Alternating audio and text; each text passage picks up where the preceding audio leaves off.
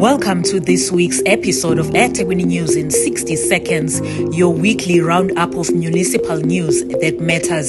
It's all systems go as the city prepares to host Africa's largest horse racing event, the Hollywood Bets Durban July, taking place on the 5th of July at the Greyville Race Course.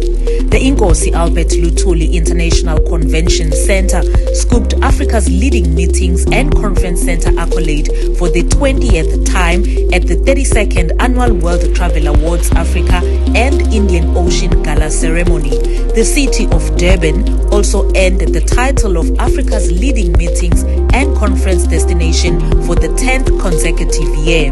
The city ended Youth Month on a high note by offering 25 young people an opportunity to gain vital technical skills in a specialized basic electronics technical training program.